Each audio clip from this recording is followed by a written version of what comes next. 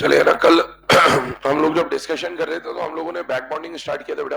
और back bonding में हम लोगों ने जो कंडीशंस देखी थी उसके अकॉर्डिंगली हम लोगों ने कुछ Lewis acidic, Lewis basic character और उसके बाद एक एसिडिक नेचर के ऊपर बात करा था। और यहाँ पर बात करी थी कहाँ पर बैक बॉन्डिंग प्रेजेंट है और कहाँ पर बैक बॉन्डिंग प्रेजेंट नहीं है। ठीक है, इसके आगे बात करते हैं। ये जो एसिडिक कैरेक्टर का क्वेश्चन हम लोगों ने करा था क्लोरोफॉर्म और फ्लोरोफॉर्म का, इसी के ठीक बाद एक और क्वेश्चन हमारे सामने आता है जो सेम पैटर्न पे आपको सॉल्व करना है। ठीक है, अब देखिए यहाँ पर R3COH और R3SiOH दे रखा है और बोला गया है कि इनमें से किसके अंदर बैक बॉन्डिंग है, किसके अंदर बैक बॉन्डिंग नहीं है, ये हमको चेक करना है। अब देखो R3COH की बात करें तो बेटा इसमें सिर्फ एसिडिक कैरेक्टर दे रखा है। कल भी मैंने आपको बोला था कि अगर लुईस एसिडिक कैरेक्टर बोलता तो फिर आपको वो खाली डब्बे वगैरह को देखना होता, लेकिन जब नॉर्मल एसिडिक कैरेक्टर बोल रखा तो आपको ये देखना है कौन कितनी जल्दी H+ डोनेट कर सकता है या कॉन्जुगेट एसिड बेस वाली स्टेबिलिटी की बात आ जाती है। बेटा जब ये H+ रिलीज करेगा तो बेटा इसका जो कॉन्जुगेट बेस बनेगा वो ये बन जाएगा, और अगर ये H+ रिलीज करेगा तो इसका कॉन्जुगेट बेस ये बन जाएगा। अब आपको चेक करना है कि दोनों कॉन्जुगेट बेस में से किसकी स्टेबिलिटी ज्यादा है। तो बेटा इसके अंदर ऑक्सीजन के पास लोन पेयर तो है, इसके अंदर ऑक्सीजन के पास लोन पेयर तो है, लेकिन कार्बन इसमें एक्सेप्टर की तरह काम नहीं कर सकता क्योंकि उसके पास वेकेंट ऑर्बिटल अवेलेबल नहीं है और इसलिए यहां पर बैक बॉन्डिंग नहीं हो सकती। जबकि ऑक्सीजन यहां पर अगर डोनेट करेगा तो सिलिकॉन लोन पेयर एक्सेप्ट कर सकता है क्योंकि उसके पास वेकेंट ऑर्बिटल अवेलेबल है और इसलिए यहां पर बैक बॉन्डिंग हो जाएगा। तो एक जगह बैक बॉन्डिंग नहीं हो रहा है, दूसरी जगह बैक बॉन्डिंग हो रहा है, तो बेटा जहां बैक बॉन्डिंग होगा उसका एसिडिक स्ट्रेंथ ज्यादा और जहां पर बैक बॉन्डिंग नहीं होगा उसका एसिडिक स्ट्रेंथ कम। तो K1 और K2 में से K2 की वैल्यू क्या मिल जाएगी, ज्यादा। नोट डाउन कर ले इसे।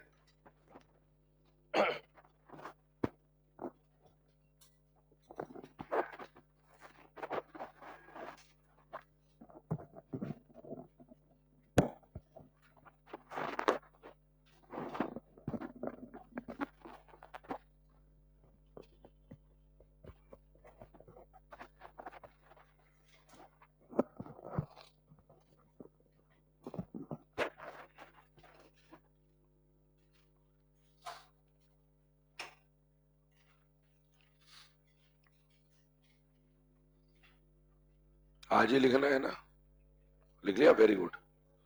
10 सेकेंड और दे रहा हूं।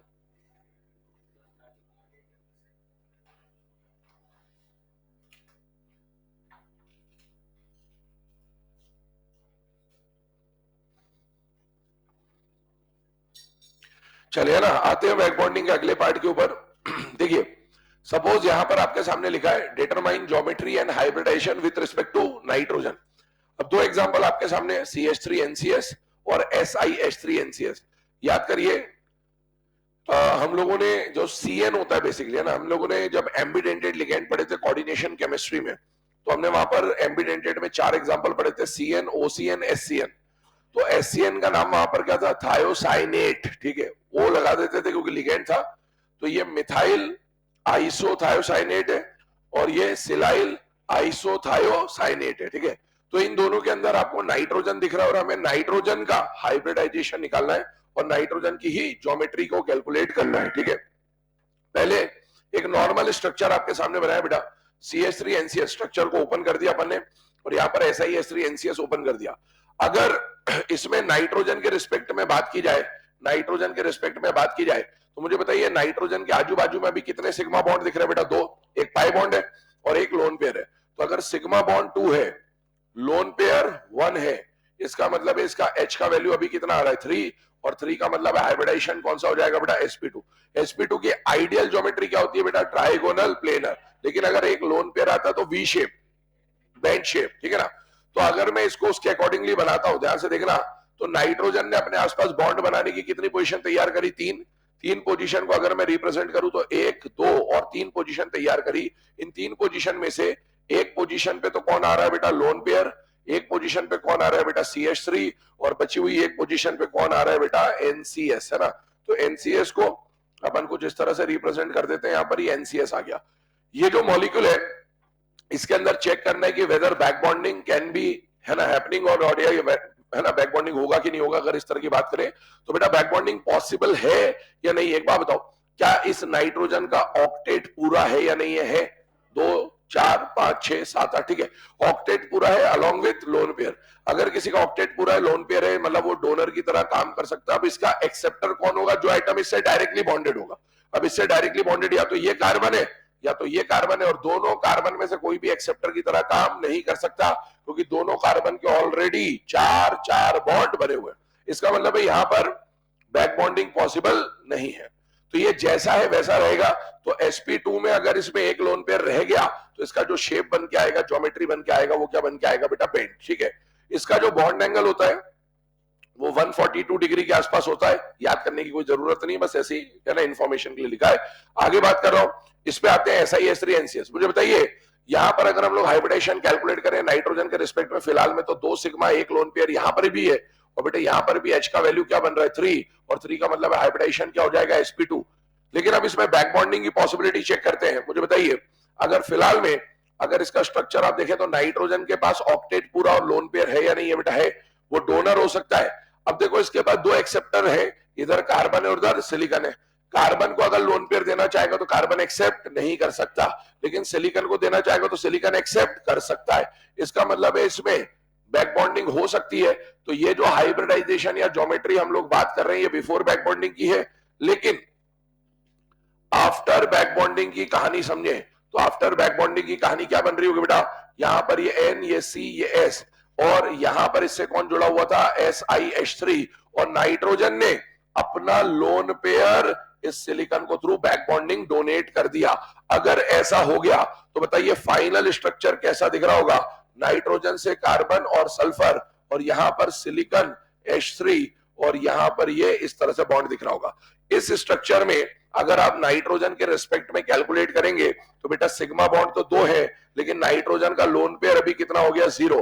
याद करिए जब सेंट्रल एटम डोनर की तरह काम करता है बैक बॉन्डिंग में तो there is a change in hybridization. और हाइब्रिडेशन का चेंज क्या होता है? बढ़ता है या कम होता है? कम होता है। तो 3 से क्या हो जाएगा? 2 हो जाएगा, और H का वैल्यू 2 आने का मतलब है हाइब्रिडाइजेशन हो जाएगा sp, और sp की ज्योमेट्री आइडियल कंडीशन में क्या हो जाएगी? लीनियर।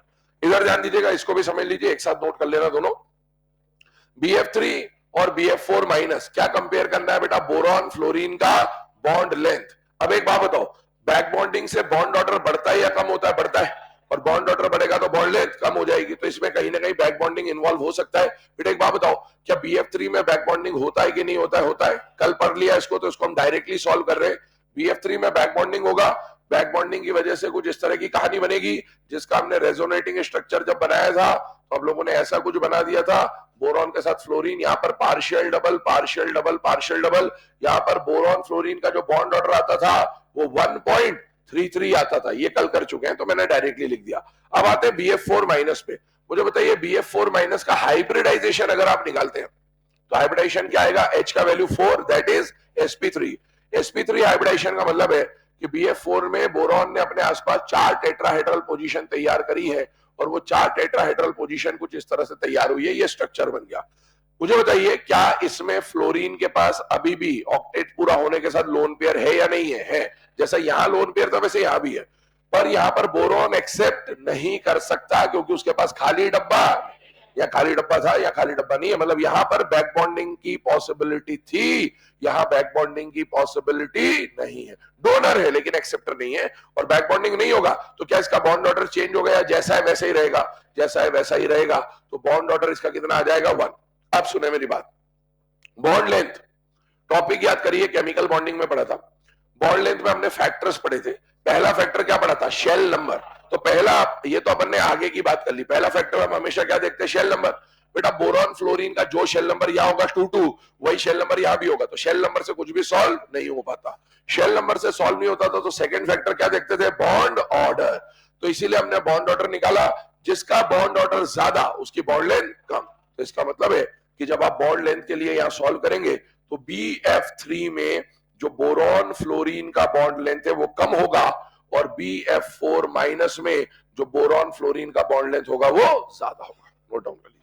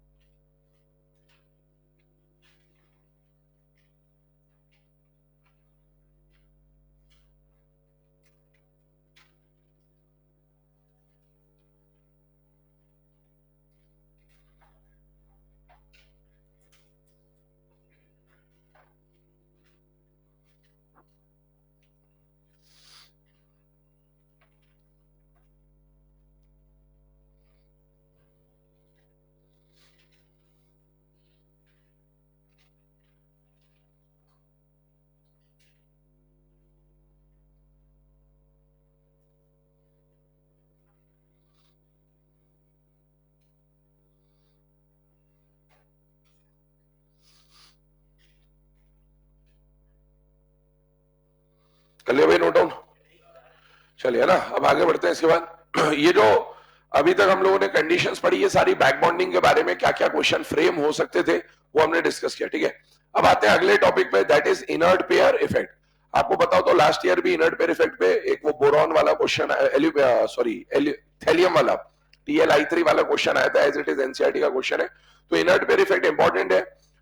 अभी भी जेई मेंस में भी इनर्ट पेयर इफेक्ट का क्वेश्चन पूछा गया है, तो इनर्ट पेयर इफेक्ट पे फोकस रखिएगा। ये जितने भी टॉपिक्स अभी अपन पढ़ रहे हैं, है तो पी ब्लॉक में पढ़ रहे हैं वैसे तो अपन, लेकिन ये सारी की सारी चीजें केमिकल बॉन्डिंग का पार्ट माना जा सकता है, मैंने कल भी आपको क्लियर किया है, तो इस पे फोकस रखिएगा। देखिए इनर्ट पेयर इफेक्ट के ऊपर बात करें अगर हम लोग, तो इनर्ट पेयर इफेक्ट क्या है? नाम से कुछ फील आता है, एक पेयर होगा जो कैसा होगा बेटा? इनर्ट। इनर्ट होने का मतलब रिएक्टिव या नॉन रिएक्टिव? Non reactive. अब ऐसा क्या होता है, तो आइए उसके ऊपर डिस्कशन कर रहा हूं, जरा कुछ पॉइंट अभी हम लोगों को समझना है, पहले वो बताता हूं आपको। जैसे मान लीजिए हम लोग ग्रुप 13 की बात करें, तो बेसिकली पी ब्लॉक के ऊपर बात हो रही है। पी ब्लॉक में एक टॉपिक हम लोगों ने पढ़ा था कॉन्ट्रैक्शन। दो तरह के कॉन्ट्रैक्शन हमने पढ़े थे, एक तो ट्रांजिशन कॉन्ट्रैक्शन और एक लैंथेनॉइड कॉन्ट्रैक्शन। बेटा ट्रांजिशन कॉन्ट्रैक्शन की अगर हम लोग बात करते थे तो उसका इफेक्ट आलू गाजर पे आता था, और लैंथेनाइड कॉन्ट्रैक्शन दूर दूर तक इफेक्ट डालता था, जिसकी वजह से कुछ एलिमेंट्स के रेडियस लगभग लगभग क्या हो जाते थे? बराबर। क्या उसका इफेक्ट बी ब्लॉक के ग्रुप 13, 14 और 15 पे लगता था कि नहीं लगता था? लगता था। अच्छा ग्रुप 13 की अगर मैं बात करूं तो इसके मेंबर होते हैं बैंगन, आलू, गाजर इन थैला, ठीक है। यहां पर अगर जाए तो काशी गए संत प्रभु, और यहां पर अगर हम लोग बात करें तो आ जाता है ना, नहीं पढ़ना ऐसा सब्जेक्ट बायो, ठीक है। ये सारे एलिमेंट्स आ जाते थे, कुछ इस तरह की कहानी हमने पढ़ी थी, ठीक। अब आगे की बात समझिएगा, ये जितने भी एलिमेंट्स हैं इनमें से यहां पर क्या लग जाता था बेटा? कॉन्ट्रैक्शन। यहां पर क्या लग जाता था? कॉन्ट्रैक्शन। यहां पर क्या लग जाता था? कॉन्ट्रैक्शन। और कॉन्ट्रैक्शन की वजह से हम बोलते थे कि इनके साइज लगभग लगभग बराबर, ठीक। ये सब बातें हमको पहले से पता है। तो अब ध्यान सुनना, पी ब्लॉक में ग्रुप 13, 14, 15 के जो हेवियर मेंबर्स होते हैं, कौन से मेंबर? लाइटर मेंबर या हेवियर मेंबर? हेवियर कहने का मतलब ये वाला, ये वाला और ये वाला, इनको बोल रहे हैं हेवियर मेंबर। तो पी ब्लॉक में ग्रुप 13, 14, 15 के जो हेवियर मेंबर्स हैं, वहां पर एक इफेक्ट देखा गया है, जिस इफेक्ट को क्या बोला जाता है? Inert pair effect. अब ये इनर्ट पेयर इफेक्ट है क्या और कैसे लगता है, पहले उसको समझते हैं। बेटा एक बात बताओ, ग्रुप 13 का जनरल कॉन्फ़िगरेशन क्या? NH2NP1 होता है, यस। ये कुछ लिखना नहीं अभी है ना, इसका फेयर फॉर्म में देखेंगे हम लोग। फिर ग्रुप 14 की बात करें तो NH2NP2, और ग्रुप 15 की बात करें तो NH2NP3, ये इनका जनरल कॉन्फ़िगरेशन है, ठीक। हम लोग अगर बात करें तो हर ग्रुप का एक कॉमन ऑक्सीडेशन स्टेट होता है, जिसे बोला जाता है ग्रुप ऑक्सीडेशन स्टेट। क्या बोला जाता है? Group oxidation state. Group oxidation state को इन शॉर्ट हम लोग गॉस बोलेंगे। क्या बोलेंगे? गॉस। गॉस कहने का मतलब है ग्रुप ऑक्सीडेशन स्टेट, ठीक है। ग्रुप ऑक्सीडेशन स्टेट आपको यहीं से दिख जाएगा, ये कि अगर ये तीनों इलेक्ट्रॉन अपने लूज कर दे तो क्या ये इनर्ट गैस कॉन्फ़िगरेशन अचीव कर लेगा? यस। तो इसका ग्रुप ऑक्सीडेशन स्टेट 13 का ग्रुप ऑक्सीडेशन स्टेट 3, मतलब ये तीनों इलेक्ट्रॉन लूज करवाने। अगर इस पे जाए तो इसका ग्रुप ऑक्सीडेशन स्टेट कितना हो जाएगा बेटा? 4 + 4, और इसका ग्रुप ऑक्सीडेशन स्टेट कितना हो जाएगा? +5। ये इनके ग्रुप ऑक्सीडेशन स्टेट है। अब अगर हम बात करें तो ग्रुप ऑक्सीडेशन स्टेट, सारे एलिमेंट जो ग्रुप के होते हैं वो ग्रुप ऑक्सीडेशन स्टेट दिखा सकते हैं, इस तरह की बात आती है, इसलिए एक कॉमन स्टेट की बात होती है ग्रुप ऑक्सीडेशन स्टेट। लेकिन ग्रुप ऑक्सीडेशन स्टेट के अलावा यहां पर इस टॉपिक के अंदर दो और टर्म यूज होगी, एक होगी हायर ऑक्सीडेशन स्टेट और एक होगी लोअर ऑक्सीडेशन स्टेट। ध्यान सुनना, मैंने हायर और लोअर बोला है, मैंने हाईएस्ट और लोएस्ट नहीं बोला है। इनकी रेंज होती है ना, आप रेडॉक्स में पढ़ते हैं कि इसका जैसे इसका रेंज क्या होता है? +5 से -3। तो ये इसका हाईएस्ट ऑक्सीडेशन स्टेट है और ये इनका लोएस्ट है। लेकिन मैं अभी हाईएस्ट और लोएस्ट नहीं बोल रहा हूं, मैं हायर और लोअर बोल रहा हूं। तो हायर में ये भी आ सकता है, या +4 +3 हायर, और लोअर में इसके बीच में कहीं भी आ सकता हो। तो ध्यान सुनना, मैं अभी जो बात कर रहा हूं वो हायर और लोअर की बात हो रही है, हाईएस्ट और लोएस्ट की बात नहीं हो रही है। खैर, यहां पर जो हम HOS बोलेंगे, that is higher oxidation state, that will be equivalent to highest state only, but lower के लिए स्पेसिफिकली मैं बात कर रहा हूं। अगर यहां पर दो टर्म आएंगे आपके पास, एक आएगा हॉस, एक आएगा लॉस। क्या क्या आएगा? हॉस और लॉस। हॉस का मतलब higher oxidation state, higher highest अभी यहां पर एक ही है, बट हायर बोलेंगे ज्यादा बेटर है क्योंकि लोअर उसी पैटर्न पे आएगा। तो हायर ऑक्सीडेशन स्टेट और लोअर ऑक्सीडेशन।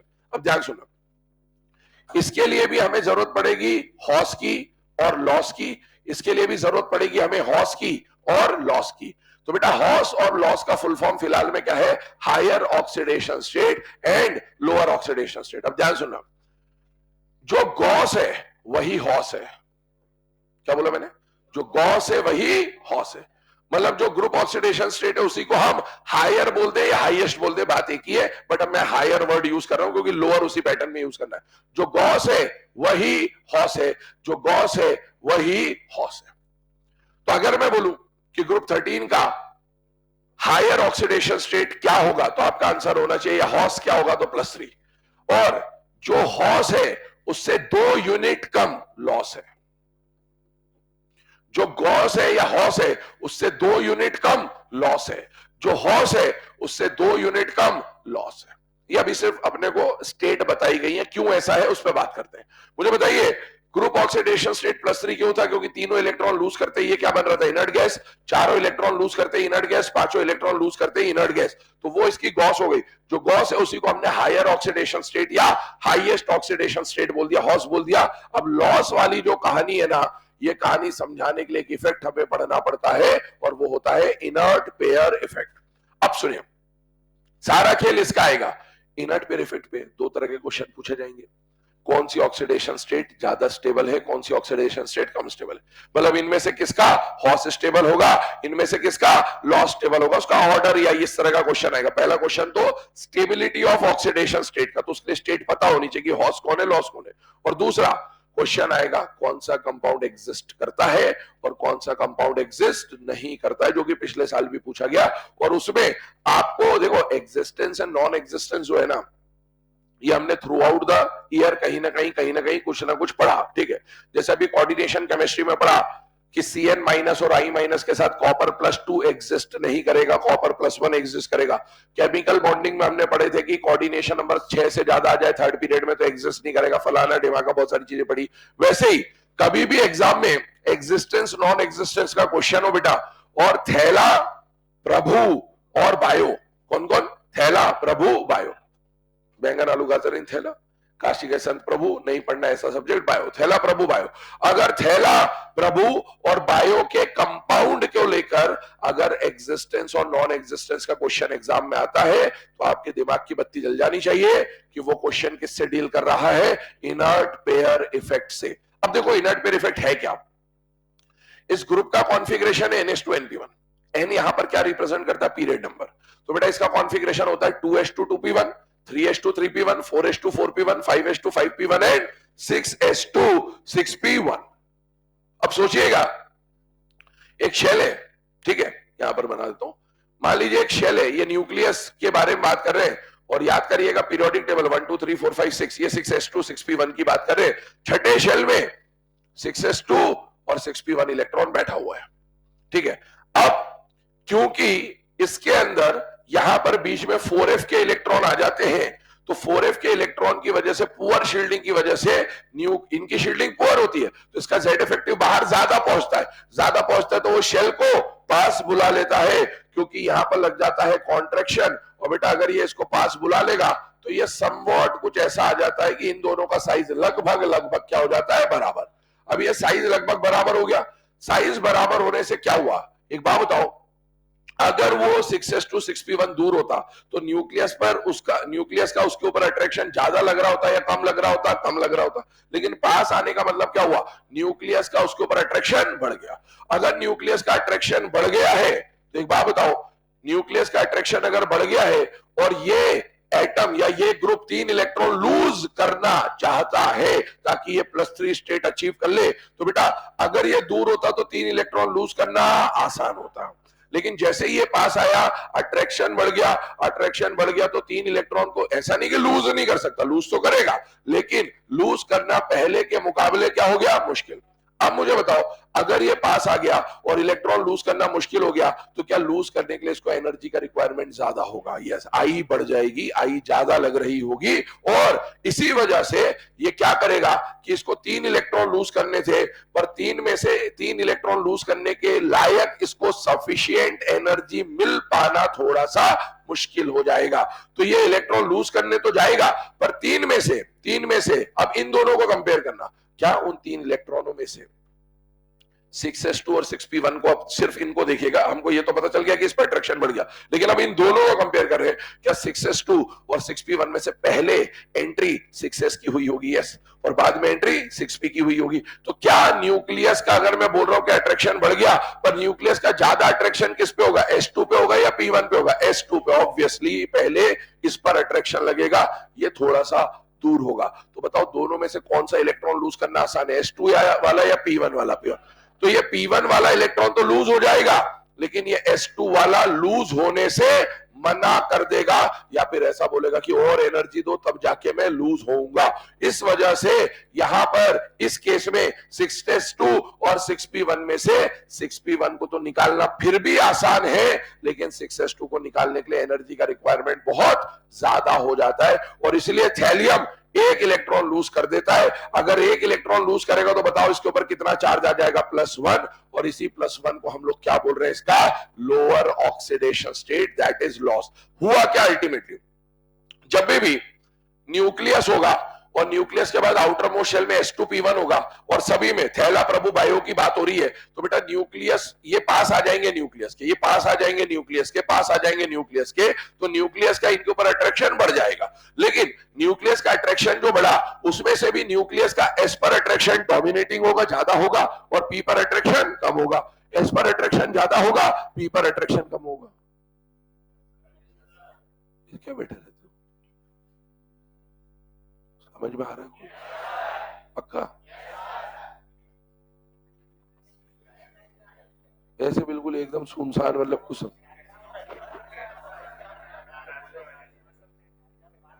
मेरा मौसम खराब हो गया तो तुम्हारे लिए दिक्कत हो जाएगी, समझ रहे हो? तो भाई देखो ऐसा होता है, न्यूक्लियस का इस पर अट्रैक्शन बढ़ जाता है, ये आराम से लूज हो जाएगा। ये 2 इलेक्ट्रॉन लूज करने से मना कर देते हैं।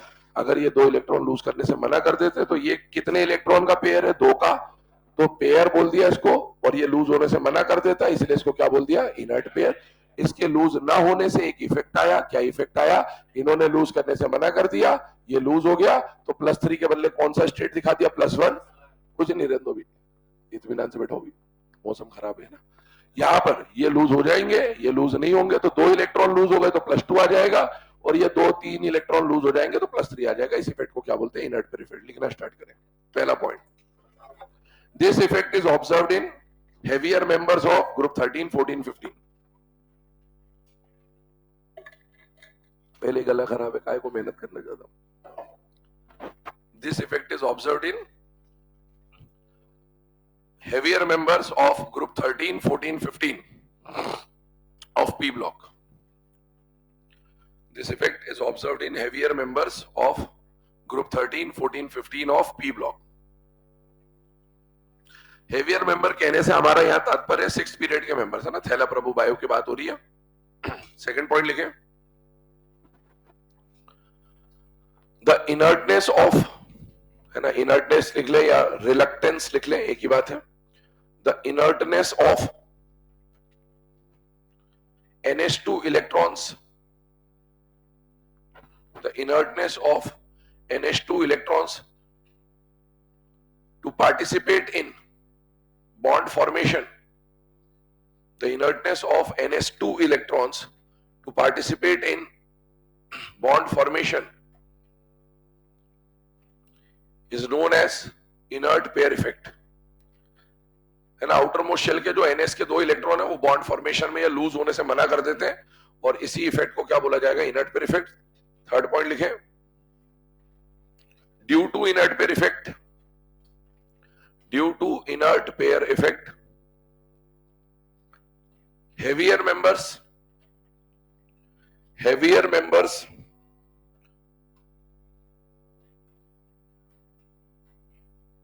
show an oxidation state, heavier members show an oxidation state which is 2 unit less, which is 2 unit less than the 2 unit less than the group oxidation state। Inert pair effect की वजह से loss दिखाएगा, loss दिखाएगा मतलब 2 unit कम वाली state दिखाना prefer करेगा, 2 unit less than the group oxidation state। Group 13 का ग्रुप ऑक्सीडेशन स्टेट कितना है +3, 14 का कितना है 4, 15 का कितना है 5, जो गॉस है वही हॉस है, तो इसका हॉस भी +3 +4 +5 होगा, लॉस मतलब 2 यूनिट कम, तो 3 का लॉस कितना हो जाएगा 1, 4 का लॉस कितना हो जाएगा 2 और 5 का लॉस कितना हो जाएगा 3। अगला पॉइंट लिखे, this effect is caused due to lanthanoid contraction. हालांकि मेन रीजन इसमें लेंथेनॉइड कॉन्ट्रैक्शन नहीं होता है ना, इसका मेन इफेक्ट होता है रिलेटिविस्टिक इफेक्ट, बट वो आप अभी इस लेवल पे समझना हमारे लिए मुश्किल है, तो इसीलिए हम लोग यहाँ पर किसके ऊपर बात करते हैं, लेंथेनॉइड कॉन्ट्रैक्शन पर, ठीक है ना। दिस है ना effect is caused due to lanthanoid contraction, bracket में अगर लिख लो तो रिलेटिविस्टिक इफेक्ट लिख लेना,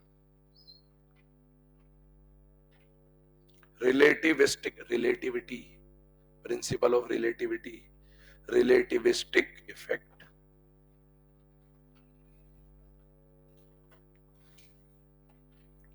ठीक है, तो ये सारे पॉइंट अभी हम लोगों ने देख लिए, अब इसके आगे का डिस्कशन स्टार्ट कर रहे हैं, इधर देखिएगा ना, ये सारी चीजें आपको बता दी है।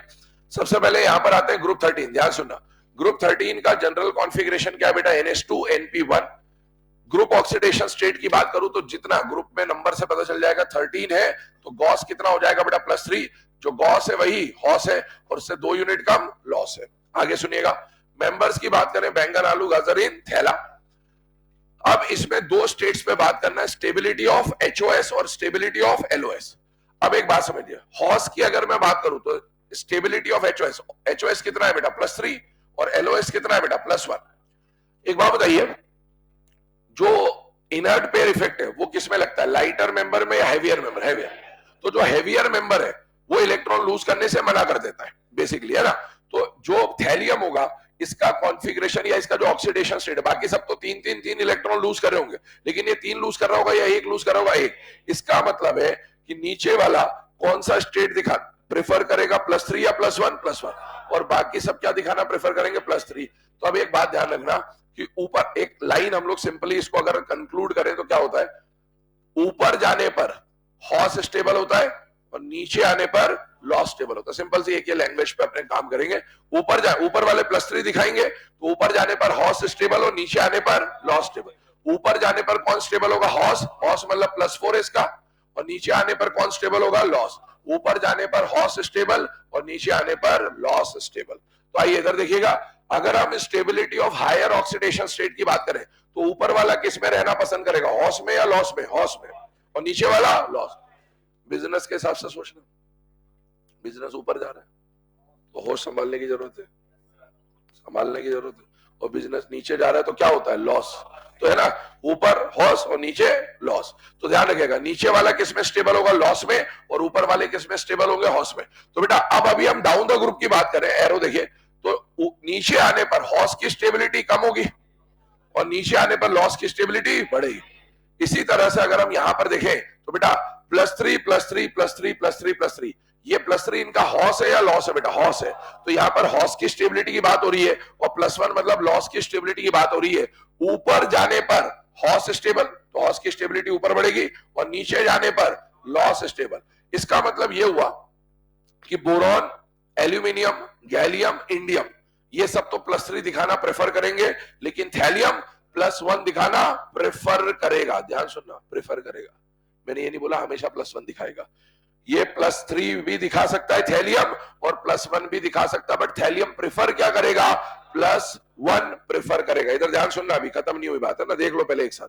थैलियम के बाद 2 स्टेट आ गई, क्योंकि इनर्ट पेयर इफेक्ट उसी में लग रहा है इसलिए उसी का एग्जांपल आएगा। तो बेटा थैलियम के बाद 2 स्टेट, एक तो group oxidation state that is house, और एक लॉस।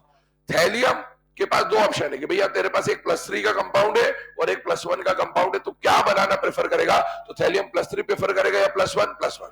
लेकिन मान लो थैलियम किसी कंपाउंड में +3 में है, तो +3 से वो किस में जाना चाहता है, +1। तो ये तो हमने इंडिकेट करा कि 3 और 1 में से वो क्या प्रेफर करेगा, 1, मतलब उसकी ज्यादा स्टेबल रिएक्शन उस साइड होगी। अगर 3 से 1 में जा रहा है तो खुद का क्या हो रहा है बेटा, रिडक्शन। अगर किसी का रिडक्शन होता है तो क्या वो ऑक्सीडाइजिंग एजेंट होगा बेटा, yes. Thallium +3 acts as an oxidizing agent. लेकिन एक बात समझना, क्या थैलियम किसी रिएक्शन में अगर +3 में, मान लो एक कंपाउंड है थैलियम +3 के साथ, यहां कोई एनायन होगा, सॉल्ट होगा ना, क्या थैलियम +3 से +1 जा रहा है तो रिडॉक्स हो रहा है, yes. Redox is a simultaneous process. Redox अपने आप नहीं होगा, ऐसा नहीं कि थैलियम +3 में था, सुबह सुबह उठा बोले अब तो मैं +1 में आ गया, ऐसा नहीं होगा। रिडॉक्स कराने के लिए साइमल्टेनियस रिएक्शन होगा। अगर इसका रिडक्शन हो रहा है तो इसके साथ जो एनायन होगा उसका ऑक्सीडेशन भी होना जरूरी है बेटा।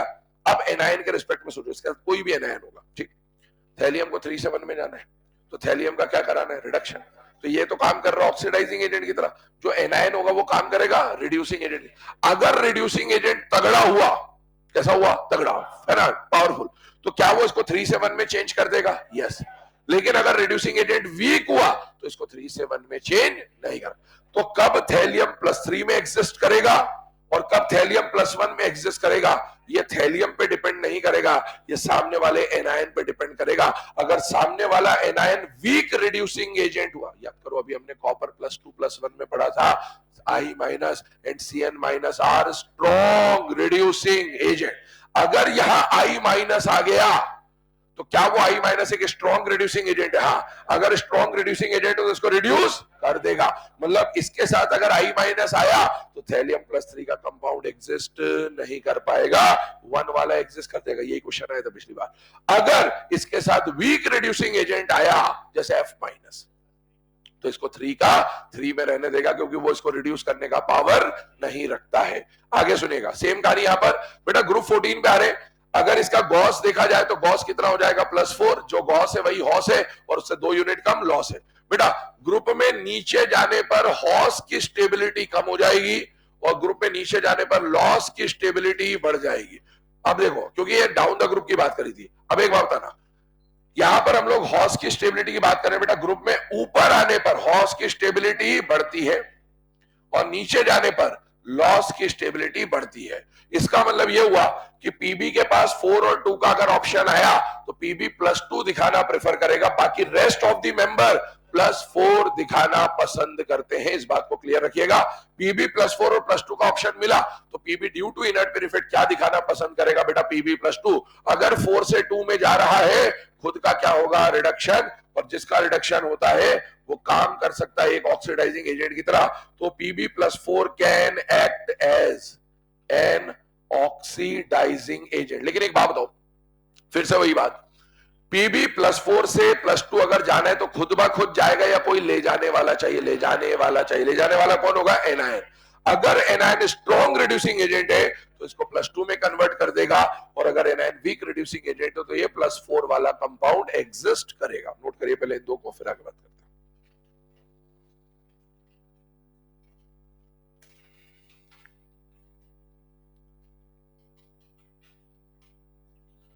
वो लाइन लिख लेना है ना, ग्रुप में ऊपर जाने पर हॉस स्टेबल होगा और नीचे आने पर लॉस स्टेबल होगा। सारा कहानी उसी पर डिपेंड करेगा।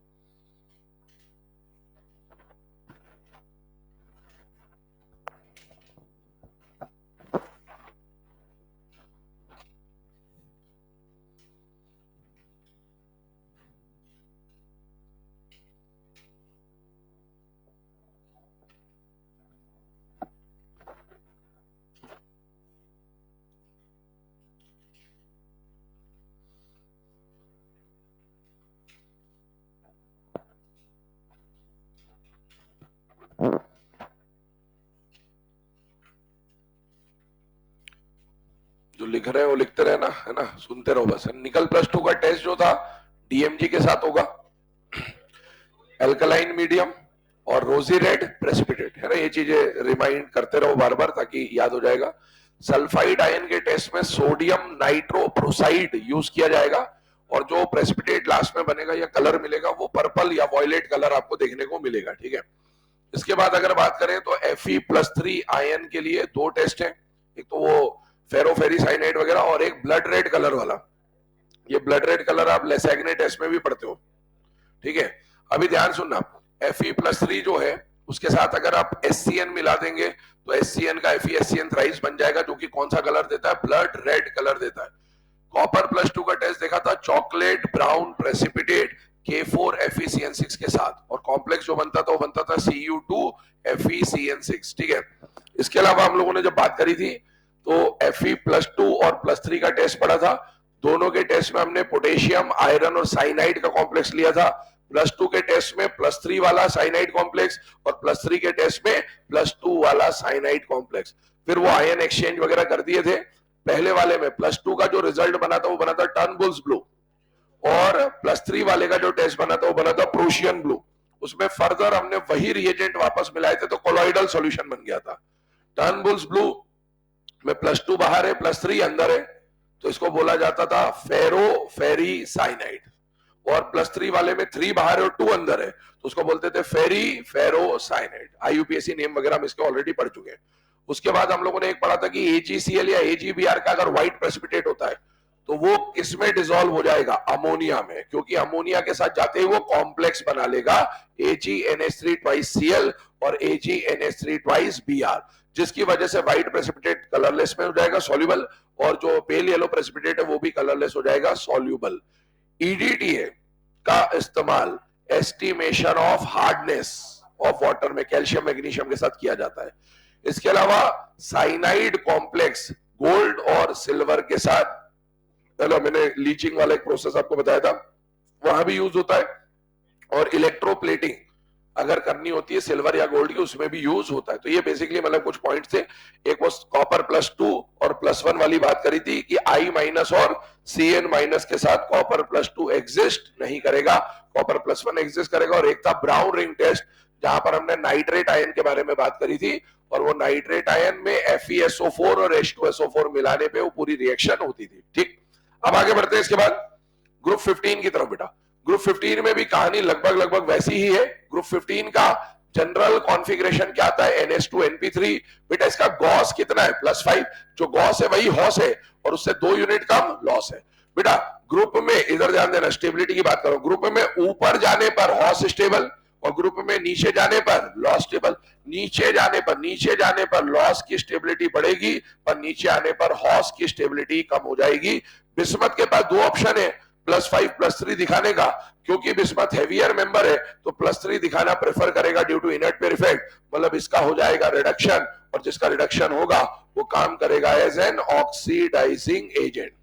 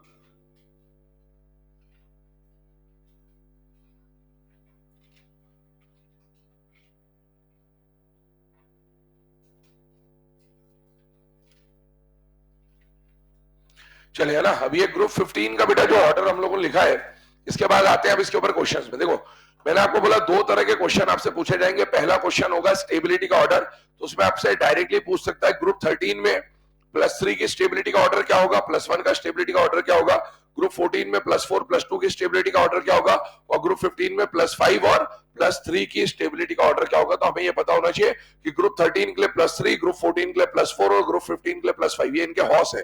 तो ऊपर जाने पर, मतलब इधर से इधर जाने पर, इस तरह से बात कर रहा हूं, स्टेबिलिटी बढ़ेगी। और अगर ग्रुप 13 में +1, ग्रुप 14 में +2 और ग्रुप 15 में +3 आया तो बेटा नीचे जाने पर उनकी स्टेबिलिटी बढ़ रही होगी। That's it.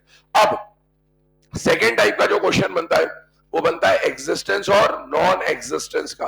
बेटा एग्जिस्टेंस और नॉन एग्जिस्टेंस में अगर हम लोग बात करें तो आपसे मैंने अभी थोड़ी देर पहले बोला था कि अगर थैला, प्रभु और बायो के कंपाउंड का एग्जिस्टेंस नॉन एग्जिस्टेंस का क्वेश्चन दिख जाए तो दिमाग में आ जाना चाहिए कि वो क्वेश्चन इनर्ट पेयर इफेक्ट से डील कर रहा होगा। जैसे अभी आपके सामने क्वेश्चन लिखा हुआ है विच of the following compound does not exist. अब हमें यह पता है कि 4 ऑप्शन में से कोई एक ही ऑप्शन होगा जिसमें कंपाउंड एग्जिस्ट नहीं करता होगा।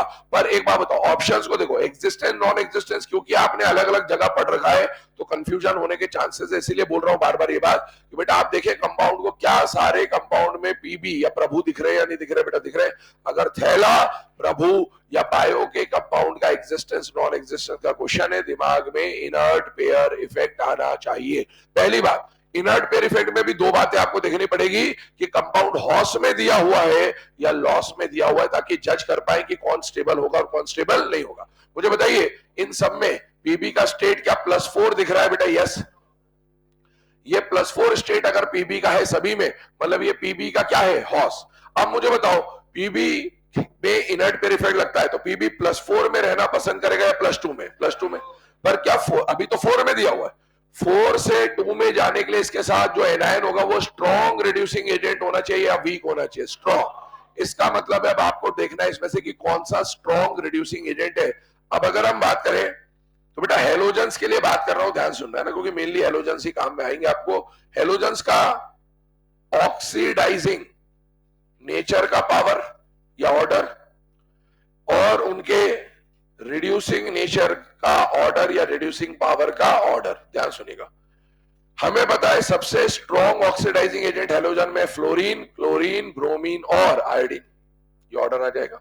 और इसी का ठीक रिवर्स, कल भी मैंने आपको जब वो है ना मतलब कॉपर +2 वाली जब बात करी थी तब भी ये बात बोली थी, ये ऑर्डर है। ये दोनों ऑर्डर हमारे दिमाग में बिल्कुल क्लियर होने चाहिए क्योंकि ये बार बार यूज आते हैं।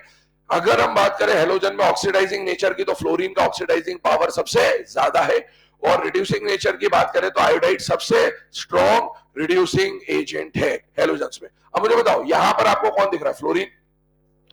अब क्योंकि ऑक्सीडाइजिंग नेचर का रोल नहीं है, अभी एनायन दिए हुए हैं आपको F-Cl- है ना, तो ये वाली सीक्वेंस काम में आएगी आपको। मुझे बताओ क्या फ्लोराइड एक स्ट्रॉन्ग रिड्यूसिंग एजेंट है या वीक रिड्यूसिंग एजेंट? वीक है।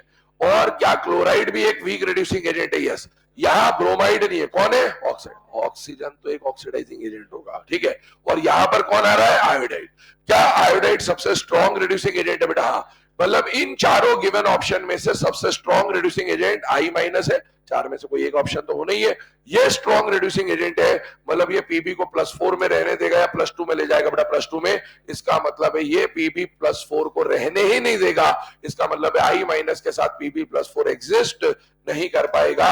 It will get converted into PB +2। और आपसे यही पूछा गया कि कौन सा कंपाउंड एग्जिस्ट नहीं करेगा। इधर देखिएगा PbI4 अगर आता है तो यहां पर पीबी +4 है और I- है। I- एक स्ट्रॉन्ग रिड्यूसिंग एजेंट है। ये क्या करेगा? ये पीबी +4 को पीबी +2 में कन्वर्ट कर देगा। तो यहां पर +4 वाला आयोडाइड नहीं बनेगा, +2 वाला आयोडाइड बन जाएगा। लेकिन redox is a simultaneous process, जैसा कॉपर में किया था। यहां पर लास्ट में कुछ I2 निकला था या साइनोजन निकला था बेटा। I- ने इसको तो रिड्यूस करके 4 से 2 में ले गया, लेकिन I- का खुद का क्या होगा? ऑक्सीडेशन। एक बात क्लियर कर ले, हेलोजन जब भी -1 से ऑक्सीडाइज होगा तो 0 पे जाएगा। किससे जाएगा? 0 पे। हेलोजन के लिए फिक्स कर लेना, अगर हेलोजन ऐसा है और आप इसका ऑक्सीडेशन कराते हो तो ऐसा कन्वर्ट हो जाएगा, और हेलोजन जब भी ऐसा है और इसका आप रिडक्शन कराते हो तो वो ऐसा कन्वर्ट हो जाएगा। ये फिक्स है ना। एक आध जगह कहीं पर इसका एक्सेप्शन मिलेगा, अदरवाइज हर जगह आपको हेलोजन के लिए ये बात काम आएगी कि हेलोजन अगर -1 से ऊपर जाएगा तो -1 से नेटिव फॉर्म में, जीरो के फॉर्म में जाएगा, और अगर -0 से नीचे जाएगा तो -1 के नीचे वो जा नहीं सकता, क्योंकि उसका रेंज इतना ही होता है। ठीक है, अब सुने, यहां पर I- जब ऑक्सीडाइज होगा तो it will get converted into, है ना, I2 में कन्वर्ट होगा, और ये इसका स्टेट -1 से किस पे आ जाएगा, 0 पे। तो आयोडीन का तो हो गया ऑक्सीडेशन और पीबी का हो गया रिडक्शन, रिडॉक्स यहां पर कंप्लीट हो जाएगा इस तरह से। ये लिखने के बाद पहले एक काम कर, इसको नोट कर ले, इसका रीजन स्टेटमेंट के फॉर्म में भी लिखा देता हूं, ताकि बाद में जब पढ़े तो अपने को क्लैरिटी रहे कि हो क्या रहा है यहां पर।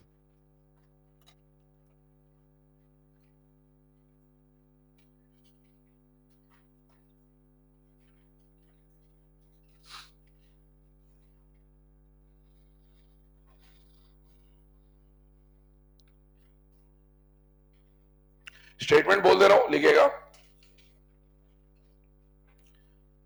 amongst the given compounds amongst the given compounds I minus, amongst the given compounds I minus is the strongest reducing agent.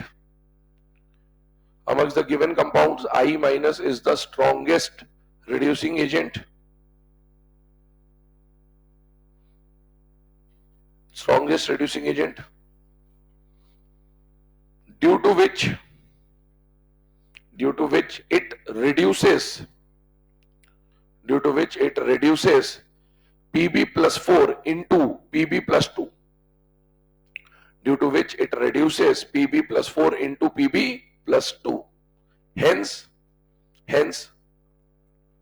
PbI4 cannot exist. Hence PbI4 cannot exist, but PbI2 can. Hence PbI4 cannot exist, but PbI2 can.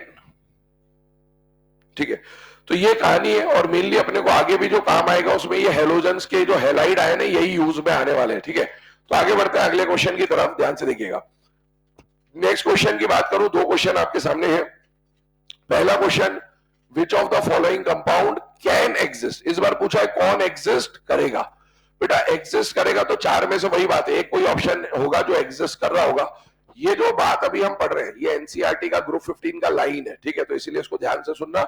यहां पर देखिए आपको option दिख रहे हैं, existence non existence एक बहुत बड़ा टॉपिक है, उसकी कई चीजें आपने पहले भी पढ़ रखी है, अभी भी पढ़ रहे हैं, तो उसको जज करने का तरीका क्या, हर जगह ऑप्शन में बिस्मथ दिख रहा है कि नहीं दिख रहा है, बेटा दिख रहा है। थैला, प्रभु, बायो के कंपाउंड का एग्जिस्टेंस नॉन एग्जिस्टेंस का क्वेश्चन है, दिमाग में इनर्ट पेयर इफेक्ट आना चाहिए। फिर आपने देखा कि सब जगह बिस्मथ है, तो बिस्मथ पे चार्ज निकाल लीजिए। यहां पर हर जगह बिस्मथ किस में दे रखा है बेटा, +5 में, क्योंकि हॉस या लॉस का एग्जिस्टेंस होगा नहीं होगा वो देखना है। मुझे बताइए बिस्मथ +5 है, तो क्या ये बिस्मथ का हॉस है या लॉस है, हॉस है, हॉस है, HOS है ना। और बिस्मथ +5 दिखाना पसंद करता है या +3, अगर इसको अभी 5 में दे रखा है, 5 से 3 में जाना है तो कैसा चाहिए, स्ट्रॉन्ग रिड्यूसिंग एजेंट। लेकिन क्वेश्चन क्या बोल रहा है, मुझे बिस्मथ को +5 में एग्जिस्ट करवाना है कि नहीं करवाना है, करवाना है। तो मुझे अगर बिस्मथ को +5 में ही रखना है तो इसका एनायन ऐसा होना चाहिए जो इसको 5 से 3 में कन्वर्ट ना कर पाए। इसका मतलब है एनायन स्ट्रॉन्ग रिड्यूसिंग एजेंट चाहिए या वीक चाहिए, वीक। बेटा फ्लोराइड, क्लोराइड, ब्रोमाइड, आयोडाइड में वीकेस्ट कौन है, फ्लोराइड, इसलिए ये तो एग्जिस्ट कर जाएगा, बाकी कोई एग्जिस्ट नहीं कर पाएगा। एनसीईआरटी का स्टेटमेंट सुनना, बिस्मथ के ये पेंटा हेलाइड है, कौन सा हेलाइड है, पेंटा, पेंटा फ्लोराइड, पेंटा क्लोराइड, पेंटा ब्रोमाइड, पेंटा आयोडाइड। एनसीईआरटी लिखता है the only penta halide of bismuth that exist is BiFi, मतलब बिस्मथ का एक ही पेंटा हेलाइड एग्जिस्ट करता है और वो कौन है, BiFi, बाकी इसका कोई पेंटा हेलाइड एग्जिस्ट नहीं करेगा। इसके ट्राई हेलाइड बन सकते हैं, BiF3, BiCl3, BiBr3, BiBi3, क्योंकि ये +3 भी शो करता है, बट इसका पेंटा हेलाइड एक ही एग्जिस्ट करता है और वो कौन है बेटा, BiFi। पहले ये टिक कर ले, स्टेटमेंट बोल दे रहा हूं, एनसीईआरटी की जो लाइन है लिख लीजिएगा, the only penta halide of bismuth that exists, the only pentahalide of bismuth that exists is BiF5. The only pentahalide of bismuth that exists is BiF5. The only pentahalide of bismuth that exists is BiF5. चलिए अब आगे आते हैं अगले case पे। Question आपके सामने है ना, यही क्वेश्चन लास्ट ईयर नीट में पूछा भी गया था। विच of the following does not exist, option थोड़े बहुत चेंज कर रखे थे उसने। आपसे पूछा इनमें से कौन एग्जिस्ट नहीं करेगा। आप देखो, आपको बोरॉन के 3 का आयोडाइड देने का मतलब बोरॉन +3 आयोडाइड, आपको एल्यूमिनियम +3 आयोडाइड, आपको गैलियम +3 आयोडाइड और आपको थैलियम +3 आयोडाइड। बेटा बोरॉन के अगर हम लोग +3 आयोडाइड की बात करें तो फॉर्मूला क्या बन जाएगा, Bi3। अगर एल्यूमिनियम +3 आयोडाइड की बात करें तो क्या बन जाएगा बेटा, Al(I3)। अगर हम लोग गैलियम +3 आयोडाइड की बात करें तो क्या बन जाएगा बेटा, Ga(I3)। और अगर हम लोग बात करें तो यहां बन जाएगा Tl(I3). आपसे पूछा इनमें से कौन एग्जिस्ट नहीं करेगा। बेटा सबसे पहले थैला प्रभु बायो के कंपाउंड अगर दिख जाए एग्जिस्टेंस नॉन एग्जिस्टेंस में, या फिर अगर आपको डायरेक्ट ग्रुप 13, 14, 15 का हॉस लॉस के एग्जिस्टेंस का क्वेश्चन भी दिख रहा है तो वो इनर्ट पेयर इफेक्ट से ही सॉल्व होगा। आप बताइए +3 इस ग्रुप का, बोरॉन ग्रुप का +3 हॉस है या लॉस है बेटा, हॉस है। ऊपर वाले हॉस में स्टेबल, नीचे वाला लॉस में स्टेबल। क्या थैलियम का 3 इनसे स्टेबल है या अनस्टेबल है, अनस्टेबल। और आपसे पूछा है कौन 3 में एग्जिस्ट नहीं करेगा, तो ऑब्वियसली एक ही ऑप्शन है, थैलियम 3 का आयोडाइड एग्जिस्ट नहीं करेगा। आप ध्यान सुनना, Tl(I3) एग्जिस्ट नहीं कर रहा है बिकॉज ये थैलियम का ट्राई आयोडाइड है ना। एनसीईआरटी ने लिखा हुआ है इसको कि, है ना, पैराग्राफ के अंदर कि thallium try iodide does not exist, है ना। मतलब इस ग्रुप के बाकी ट्राई हैलाइड एग्जिस्ट करेंगे एक्सेप्ट Tli3। मतलब इसका बोरॉन का Bf3, BCl3, BbR3, Bi3, aluminium का F3, Cl3, Br3, I3, इस ग्रुप के बाकी सारे ट्राई हैलाइड एग्जिस्ट करेंगे एक्सेप्ट फॉर Tli3, है ना। स्टेटमेंट बोल भी देता हूं, लिख भी लेना ग्रुप 13 के लिए, है ना। all trihalides of group 13 exist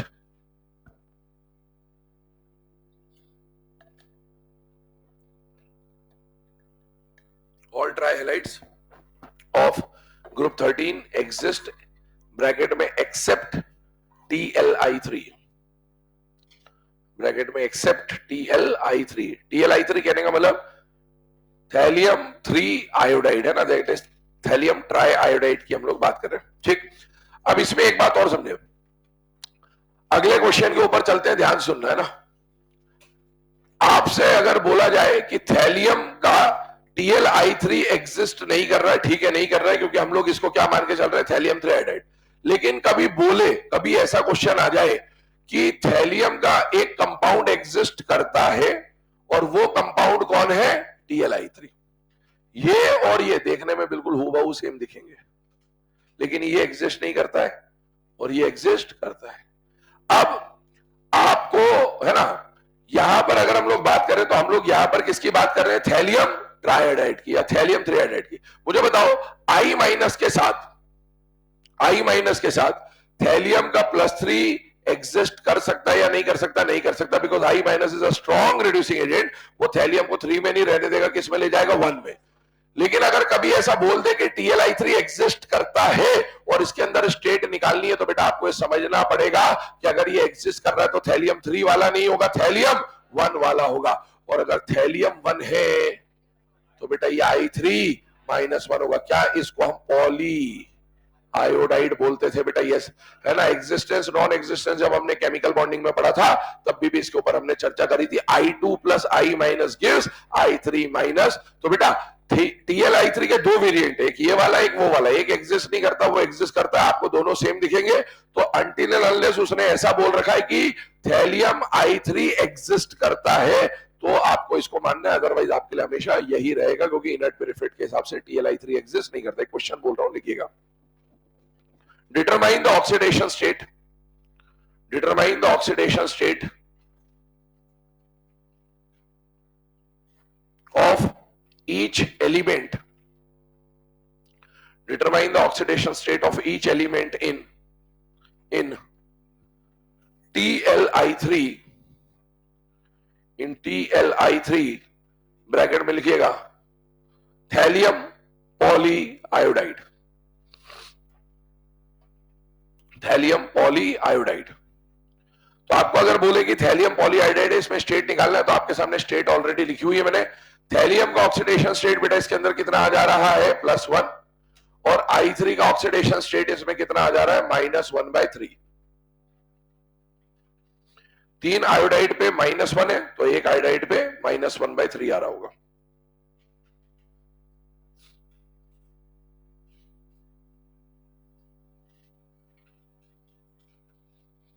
चलिए ना, अब ये हो जाने के बाद एक लास्ट क्वेश्चन और हम लोग डिस्कस कर रहे हैं इनर्ट पेयर इफेक्ट पे, जो कि अगेन एनसीईआरटी में गिवन बात है, तो आइए उसको डिस्कस कर लेते हैं। एनसीईआरटी में एक पॉइंट दे रखा है, उसके ऊपर बात करता हूं, क्वेश्चन बोलता हूं, पहले लिखिएगा। Which of the following is most stable, which of the following is most stable with respect to disproportionation, which of the following is most stable with respect to disproportionation in, with respect to disproportionation in +3 oxidation state, with respect to disproportionation in +3 oxidation state। Option आपके सामने है। पहले तो ये जो question है इसका meaning अपने माइंड में सोच लो कि अगर ऐसा क्वेश्चन आया तो इसका सेंस क्या निकालो, क्योंकि इसमें मेन प्रॉब्लम यही है कि बच्चे इसको दो तरह से समझते हैं और वहीं पे कंफ्यूजन क्रिएट होता है। तो पहले आपका वेरिएंट क्या होगा एग्जाम में, वो आप सोच लो कि ऐसा क्वेश्चन पूछा गया तो इसका मतलब आप क्या समझोगे, कि +3 में स्टेबल करवाना है, कि +3 में नहीं करवाना है, कि +3 में डिस्प्रोपोर्शनेट कराना है, कि नहीं कराना है, ऐसा। तो पहले अपना वेरिएंट सोच लीजिए माइंड में क्या है, ताकि क्लैरिटी आ जाए, क्योंकि यहीं पर एग्जाम में प्रॉब्लम आएगी। यहां पर बोला है stable with respect to disproportionation in +3, ये कहना चाहता है कि इनमें से कौन ऐसा है जो +3 में एग्जिस्ट करेगा और +3 में डिस्प्रपोर्शनेट होना नहीं चाहेगा, ये कहना चाहता है ये क्वेश्चन। ये लाइन है एनसीईआरटी के एज इट इज, कंफ्यूज मत होना, पहले ही बता रहा हूं। यहां पर बोल रहा है +3 में stable with respect to disproportionation, मतलब +3 में डिस्प्रोपोर्शनेशन के रिस्पेक्ट में वो स्टेबल है, मतलब वो डिस्प्रोपोर्शनेशन शो करना नहीं चाहेगा। अब +3 में एक बात बताओ, हम लोगों ने यहां जो ऑप्शंस लिए ये ग्रुप 15 है, सुनना है ना। ग्रुप 15 का रेंज कहां से कहां तक होता है, +5 से माइनस। ये हॉर्स लॉस की बात नहीं कर रहा हूं, ये पूरी रेंज की बात कर रहा हूं। Highest oxidation state, lowest oxidation state, है ना, ये इसका रेंज है, जो कि आप रेडॉक्स में भी सुन लेते हैं। तो ये रेंज है इसका। अब एक बात बताओ, कौन डिस्प्रोपोर्शनेट हो सकता है, ऐसे भी क्वेश्चन कई बार डायरेक्टली आते हैं कि भैया कौन डिस्प्रोपोर्शनेशन दिखा सकता है और कौन डिस्प्रोपोर्शनेशन नहीं दिखा सकता है। डिस्प्रोपोर्शनेशन का मतलब क्या होता है, सेम एलिमेंट का ऑक्सीडेशन भी और सेम एलिमेंट का रिडक्शन। बेटा एक बात बताओ, अगर कोई एलिमेंट अपने हाईएस्ट पे है तो क्या वो डिस्प्रोपोर्शनेट हो सकता है, नहीं। एग्जाम में डायरेक्टली ऐसा क्वेश्चन आता है, विच of the following will not show disproportionation. Option में देखना होता है कि कौन अपने हाईएस्ट पे है या फिर कौन अपने, क्योंकि जो हाईएस्ट पे वो सिर्फ रिड्यूस हो सकता है, वो ऑक्सीडाइज नहीं हो सकता, और जो लोएस्ट पे वो सिर्फ ऑक्सीडाइज हो सकता है, रिड्यूस नहीं हो सकता। और डिस्प्रोपोर्शनेशन के ऑक्सीडेशन रिडक्शन दोनों करना पड़ेगा, डिस्प्रोपोर्शनेशन के ऑक्सीडेशन रिडक्शन दोनों करना पड़ेगा, मतलब जो भी एलिमेंट अपने हॉस और लॉस में है it will not show disproportionation. ये अलग क्वेश्चन हो गया। अब इस क्वेश्चन पे आते हैं। इस क्वेश्चन में सबकी स्टेट कितनी दे रखी है, +3। अब मुझे बताओ, अगर ये सारे +3 में है तो +3 तो इसके बीच में कहीं की कहानी है, इन दोनों के बीच में। और अगर कोई +3 में इस ग्रुप का, तो वो ऊपर भी जा सकता है और नीचे भी जा सकता है। तो +3 में होने का मतलब है ये भी डिस्प्रोपोर्शनेट हो सकता है, ये भी हो सकता है, ये भी हो सकता है, ये भी हो सकता है। लेकिन इनमें से कौन है जो डिस्प्रोपोर्शनेशन नहीं शो करना चाहेगा, सबसे ज्यादा स्टेबल होगा, वो है बिस्मथ +3, क्योंकि इसका ये लॉस है और ये लॉस में स्टेबल होता है। इसका मतलब है ये अपनी स्टेट चेंज करना नहीं चाहेगा। तो ये कहने का मतलब है इस क्वेश्चन का, और आंसर है बिस्मथ +3।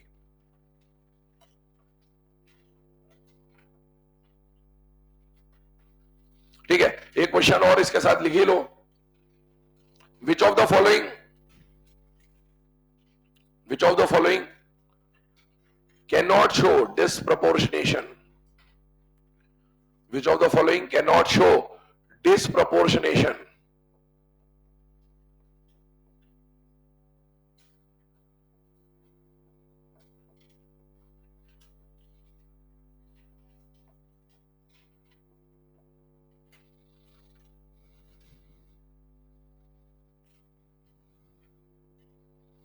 सभी में आप क्लोरीन की ऑक्सीडेशन स्टेट निकाल लें, पहले वाले में +1, फिर +3, फिर +5 और फिर +7। हेलोजन की हाईएस्ट स्टेट +7 ही हो सकती है और इसीलिए वो डिस्प्रोपोर्शनेट नहीं हो पाएगा। तो correct answer is this. Reason भी लिख लेना, if an element is in its highest oxidation state, पूरा लिखना इस बार, if an element is in its highest oxidation state और lowest oxidation state,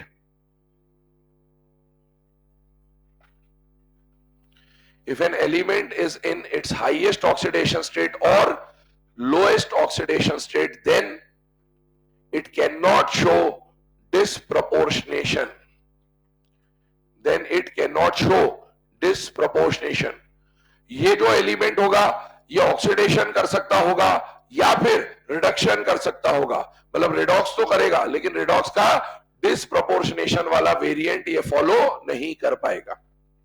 ऐसा नहीं है कि वो रिडॉक्स नहीं कर सकता, रिडॉक्स का एक पार्ट करेगा, या तो ऑक्सीडाइज होगा या रिड्यूस होगा, पर पूरा डिस्प्रोपोर्शनेशन शो नहीं करेगा। ठीक, तो यहां पर आके बेटा इनर्ट पेयर इफेक्ट जो है वो कंप्लीट होता है। अब इनर्ट पेयर इफेक्ट के बाद अगला जो टॉपिक हम लोग स्टार्ट कर रहे हैं that is oxy acids. Oxy acids very important topic, ध्यान सुनना। पीरियोडिक टेबल के बाद, पीरियोडिक टेबल से वैसे इसकी कहानी शुरू हो गई थी, याद करिए पीरियोडिक टेबल में हमने पढ़ा था हाइड्रोक्साइड्स, नेचर ऑफ हाइड्रोक्साइड में मेटल के हाइड्रोक्साइड को हाइड्रोक्साइड ही बोलते हैं और नॉन मेटल के हाइड्रोक्साइड्स को ऑक्सी एसिड्स बोलते हैं। तो अगर मैंने यहां पर ऑक्सी एसिड लिखा है मतलब क्लैरिटी हमको कि हम लोग नॉन मेटल के हाइड्रोक्साइड्स के ऊपर बात करने वाले हैं। दूसरी बात, जब हमने केमिकल बॉन्डिंग पढ़ा था तो ऑक्सी एनायंस का एक पॉइंट आया था बार बार, मैंने आपको बोला था ऑक्सी एसिड के एनायन को ऑक्सी एनायन बोला जाता है। दूसरी बात, आप ऑक्सी एसिड का स्ट्रक्चर सीखना आपको, तो मैंने आपको उस वक्त बोला था किसी भी ऑक्सी एसिड का स्ट्रक्चर तब तक नहीं बनाया जा सकता है जब तक आपको उसकी बेसिसिटी ना पता हो। और बेसिसिटी कैसे निकाली जाती है प्रैक्टिकली, हमारे पास उस समय तक प्रैक्टिकल का कोई साधन नहीं, अभी भी नहीं है, तो हम लोग ऐसा मान के चलते थे जुगाड़ कि जितने हाइड्रोजन उतनी बेसिसिटी। बट मैंने बोला था इसके कुछ एक्सेप्शंस भी आते हैं, तो आइए अब उन सब चीजों पे बात करेंगे ना। सबसे पहले ऑक्सी एसिड पे आते हैं। ऑक्सी एसिड क्या है, नॉन मेटल के हाइड्रोक्साइड्स को हम लोग क्या बोलते हैं बेटा, ऑक्सी एसिड। अब एक बात समझना, हाइड्रोक्साइड कहने का मतलब है OH होगा और नॉन मेटल के हाइड्रोक्साइड को क्या बोलोगे, ऑक्सी एसिड। मतलब यहां पर जो Z है उसको हम क्या ट्रीट कर रहे हैं, एज अ नॉन मेटल। अब ये non metal generally phosphorus, sulphur या हेलोजन आपको पढ़ना होता है आपके सिलेबस में। ग्रुप 15 में फास्फोरस के ऑक्सी एसिड थे आपके सिलेबस में, ग्रुप 16 में सल्फर के ऑक्सी एसिड हुआ करते हैं और ग्रुप 17 में हेलोजन के ऑक्सी एसिड होते हैं। जब बाकी जो आजू बाजू वाले नाइट्रिक एसिड, सल्फ्यूरिक एसिड, ये छोटे मोटे कार्बोनिक एसिड, ये सब आप पहले ही पढ़ चुके होते हैं कहीं ना कहीं, ठीक है ना। तो आइए ऑक्सी एसिड्स की अगर हम लोग बात करें तो हम लोग यहाँ पर मेनली फास्फोरस, सल्फर और हेलोजन के ऑक्सी एसिड्स की बात कर रहे होंगे। अब आगे की बात समझना, ऑक्सी एसिड में पहली बात हमें इनके स्ट्रक्चर्स बनाना सीखना है। क्या बनाना सीखना, स्ट्रक्चर। पर वो स्ट्रक्चर हम तब बना पाएंगे जब हमको क्या पता होगी, इनकी बेसिसिटी। और बेसिसिटी प्रैक्टिकली निकाली जाती तो हमारे पास वो साधन नहीं है, तो हमें तो डायरेक्ट जुगाड़ से सीखना है। तो जुगाड़ क्या है, किसी भी ऑक्सी एसिड में जितने हाइड्रोजन उतनी बेसिसिटी, लेकिन इसके कुछ एक्सेप्शन होते हैं। तो ये जो बात बोली जा रही है, पहले इस बात को आप लोग साइड में आजू बाजू में कहीं पर लिख लेंगे नोट बना के। किसी भी ऑक्सी एसिड में जितने हाइड्रोजन उतनी बेसिसिटी, किसी भी ऑक्सी एसिड में जितने हाइड्रोजन उतनी बेसिसिटी।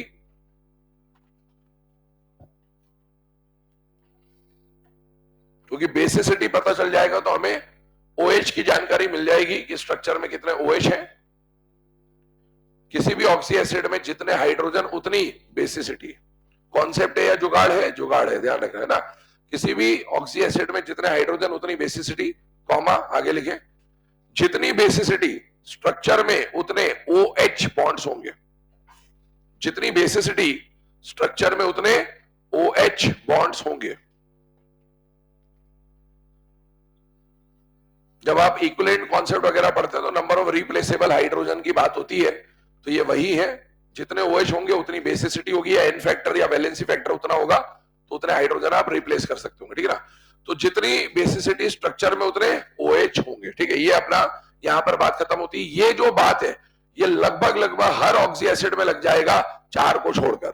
अब वो 4 कौन कौन से होंगे उसके ऊपर बात करते हैं। उनमें से पहला H3BO3, इसका नाम क्या है बेटा, बोरिक एसिड, ठीक है।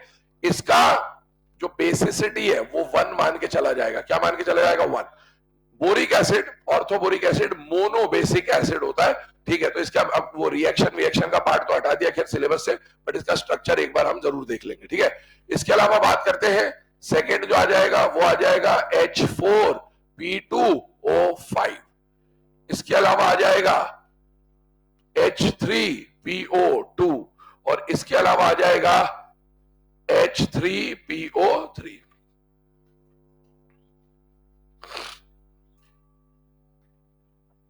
ठीक है, ये सारे केसेस लिख लीजिए, जिनमें से एटलीस्ट 2 मेरे हिसाब से सबको पहले से पता होते हैं, H3PO2, H3PO3। इसमें आपको यह बता दिया जाता है ऑक्सीजन से 1 कम, है ना। तो अपन यहां पर बेसिसिटी 1 ले लेते हैं और यहां पर बेसिसिटी 2 ले लेते हैं, तो ऑक्सीजन से 1 कम कर देना।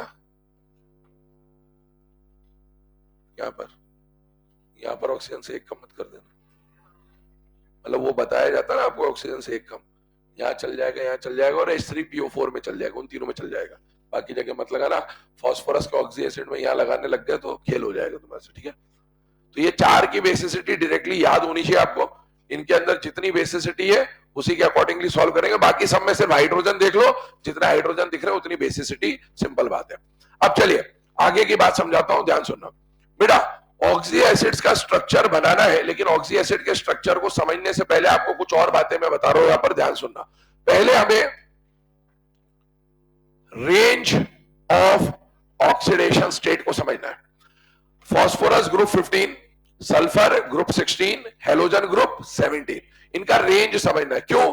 क्योंकि अगेन क्वेश्चन आ सकता है कि कौन सा कंपाउंड एग्जिस्ट करेगा, कौन सा कंपाउंड एग्जिस्ट नहीं करेगा।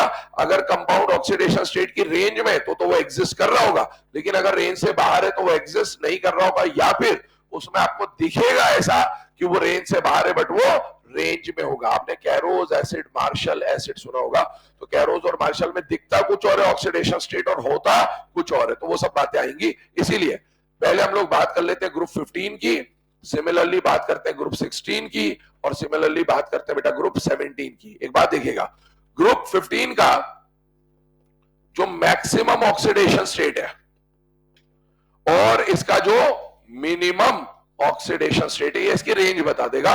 15 का हॉर्स +5, 16 का हॉर्स +6, 17 का हॉर्स +7, और इसका जो मिनिमम होगा 8 का गैप करना है, तो -3, 8 का गैप चलेगा, -2, 8 का गैप चलेगा, -1। ये इनके लोएस्ट ऑक्सीडेशन स्टेट है, ये इनकी हाईएस्ट ऑक्सीडेशन स्टेट है, ठीक है। अब एक बात समझना, रिडॉक्स में आपको हालांकि ये बातें बता दी जाती है, ग्रुप 16 का हर एलिमेंट इस रेंज को फॉलो करेगा एक्सेप्ट ऑक्सीजन। ऑक्सीजन की रेंज +2 से लेकर -2 होती है, और ऑक्सीजन प्लस केवल तभी दिखाता है जब उसके साथ फ्लोरीन होता है, क्योंकि ऑक्सीजन पे प्लस लाना है मतलब सामने वाला एटम मोर इलेक्ट्रोनेगेटिव होना चाहिए, और वो एकमात्र कौन है बेटा, फ्लोरीन। तो इसीलिए अगर हम बात करें तो ऑक्सीजन पे अगर प्लस लाना है तो 2 एग्जांपल होते हैं, O2F2 और OF2, जहां पर O2F2 में ऑक्सीजन पे +1 है और यहां पर ऑक्सीजन पे +2 है। इसके अलावा ऑक्सीजन पे प्लस आपको नहीं देखने को मिलेगा, क्योंकि ऑक्सीजन सबसे सेकंड मोस्ट इलेक्ट्रोनेगेटिव एलिमेंट है, और इसीलिए उसके ऊपर माइनस दिखेगा, तो +6 तक का तो कंपाउंड ही नहीं बना पाएगा। और इसीलिए आपको याद करो एग्जिस्टेंस नॉन एग्जिस्टेंस, जब हमने केमिकल बॉन्डिंग में पढ़ा था, OF2, OF4, OF6 बनाया था हमने। OF2 एग्जिस्ट करता था, OF4, OF6 एग्जिस्ट नहीं करता था, क्योंकि ऑक्सीजन अपनी कोवेलेंसी को एक्सपांड नहीं कर पाता था, और इसीलिए OF4 अगर बन जाता तो +4 आ जाता, OF6 अगर बन जाता +6 आ जाता, पर ये +4 +6 शो नहीं कर पाएगा, ये केवल और केवल क्या शो कर पाएगा, +2। इसी तरीके से पूरा हेलोजन +7 से -1 शो करेगा, except for the most electronegative element fluorine. Fluorine अपने कंपाउंड में ओनली -1 स्टेट दिखाएगा। -1 कब? जब किसी और एटम के साथ है, वरना अगर F2 दे दिया तो जीरो भी है। मतलब ऐसा मत सोचना कि फ्लोरीन सिर्फ -1 दिखाता है, -1 किसी और के साथ जब है, नेटिव फॉर्म में तो हर एलिमेंट का स्टेट जीरो होता है, तो ये ध्यान रखना है, इसको नोट डाउन कर ले। ये रेंज है, ये हमें पता होनी चाहिए क्योंकि इसी के अकॉर्डिंगली बात चल रही होगी।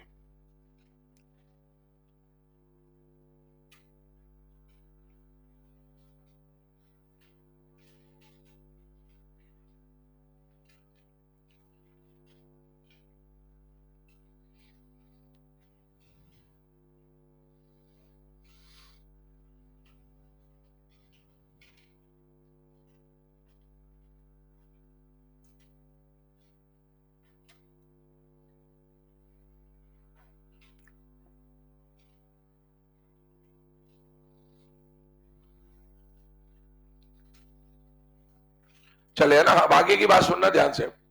हम लोग जब ऑक्सी एसिड्स पढ़ रहे होंगे तो बेटा दो वर्ड या दो टर्म्स मैं यूज करूंगा, एक होगा पेरेंट एसिड और एक होगा डॉटर एसिड। ध्यान सुनना, पेरेंट एसिड और डॉटर एसिड। पेरेंट एसिड का मतलब हमको पेरेंट एसिड की जानकारी पहले से होनी चाहिए, तभी जाके आप उसके डेरिवेटिव, डॉटर एसिड मतलब डेरिवेटिव्स है, तो डॉटर एसिड फॉर्म कर पाएंगे। आपने कई बार ऑक्सी एसिड के नाम के साथ हाइपो, मेटा इस तरह के नाम सुने होंगे, है ना, परोक्सो वगैरह वगैरह, तो उन सब चीजों पे बात करेंगे। पर उससे पहले मैं क्लैरिटी आपको दे दूं कुछ चीजों पे, ध्यान सुनना बेटा। किसी भी एलिमेंट के जनरली दो टाइप के एसिड्स देखे जाते हैं, एक होता है इनका पेरेंट एसिड, और इसी पेरेंट एसिड के जो डेरिवेटिव्स होते हैं उनको हम लोग यहां पर क्या बोल रहे होंगे बेटा, डॉटर एसिड्स।